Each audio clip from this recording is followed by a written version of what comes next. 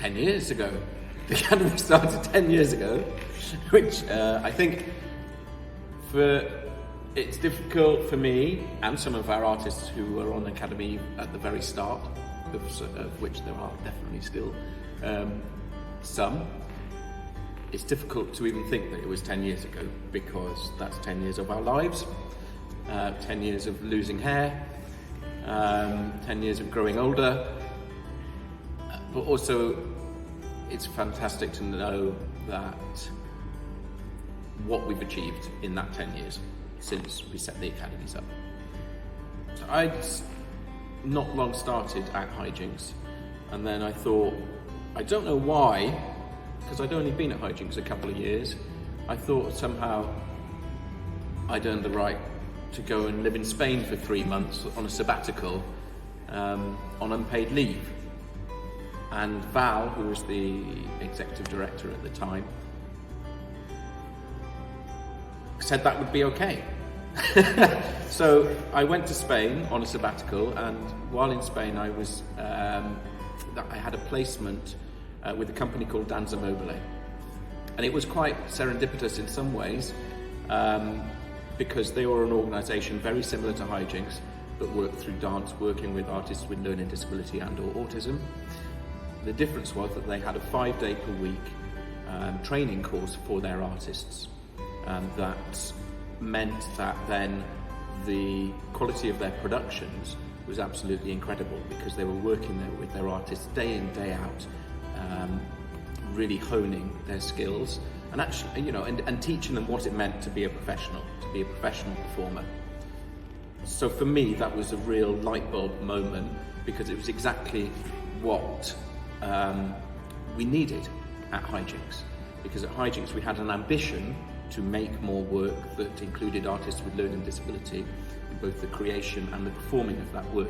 But we didn't have in place the necessary structure to be able to support that. And because it's very difficult for an artist here in the UK, if you happen to be learning disabled, to access mainstream theatre schools or university, it was necessary for us to be able to provide our own. So having seen how it could work while on this placement at Danza Mobile, it was a kind of, without having seen that, I don't know if we would have ever got to the point of introducing what became the Academies. So it was a real pivotal moment, if you like. And then when I returned from Spain, luckily no one hated me for having disappeared for 3 months to Seville. But I came back, full of ambition and ideas, and I was probably a massive pain in the arse, as well, to want to push those ideas through. Because it was, it was a big change. Organisationally, it was a big change to kind of try and make that work. We spent a year, really, and I was super impatient, about that even. But we spent a year putting in place a structure and everything around what was necessary to be able to set up our first Academy and open it in 2012. Some highlights, I think one of the highlights for me is how then Academies then began to inform the making of our works, or the making of our productions. And it's difficult to ignore Meet Fred in that, because for me that became a real full circle of introducing the Academies, our artists being able to receive that training on a weekly basis, us having contact with our artists through that training, really building a bond because of that. And then taking that to be able to explore concepts within Academy, specifically for Meet Fred, connected to puppetry, and have that time and space to do it in a training environment. And then take that to the next step, where you're in a rehearsal space or in a research and development week, where you're working with the artists from Academy, but now as professionals, and they're able to give their input into the process, in part because of the training they've received, and how that enriched that whole process and actually produced what became Meet Fred. So that it kind of was the proof of the pudding that this was necessary. We needed to upskill the artists we're working with, and the artists all around the company that we're involved.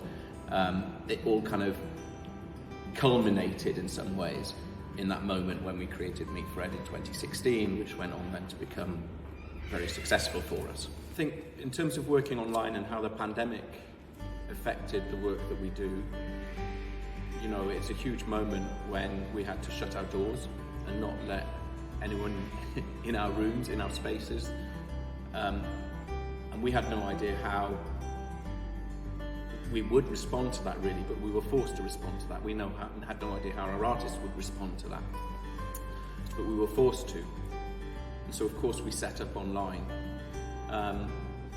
But actually it was quite revealing in that how much the community that the Academies have created were the most important factor in being able to continue that contact, which was the motivation for us to be able to continue to offer what we do online. And I think that's one of the real, in terms of highlights as well, the success stories, is that each of the Academies it's its own community. And then wider than that, the Academies all together now that we have all over Wales are an even wider community.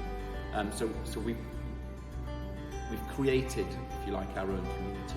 And that's not just true of Academies, that's also true of our work with POW, Odyssey and Drama Foundation. It's about, as much as it's about professionalism and training and skills, it's also about people and about the strength of that community. Happy 10 years to Academy. Hello. I am just taking a very quick moment out of maternity leave to say happy 10 years. Happy 10 years on Hijinx. Yes. Happy 10 years. A huge happy 10th birthday, Hijinx Academies. Here's to the next 10. Happy 10 years. Happy 10 years, Hijinx. Yeah, I know. 10 years. Yeah, can you believe it? No, flown by. All those actors, yeah. Oh, hi Academies. Happy 10th birthday. Emily the Autistic. Happy 10 years. Happy 10 years. It's really 10 years. Happy 10 years. Happy 10 years anniversary. Happy 10 years. Happy 10 years. Happy anniversary. Happy 10 years. Happy 10 years. Happy 10 years. Happy 10 years. Dig Lynette Pappas. Happy 10 years. Happy 10 years.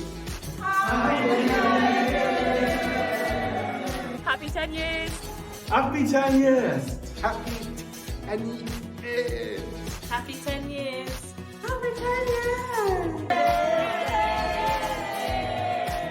Happy 10 years. Happy 10 years.